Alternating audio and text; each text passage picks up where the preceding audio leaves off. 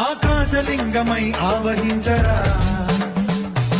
ఘమఘమఘమని డమరుక ధ్వని కలిపి జడదని వదిలించరా శ్రీవాయులింగమై సంచరించరా అడుగడుగడుగున తన తనువున నిలిచి చలనమే కలిగించరా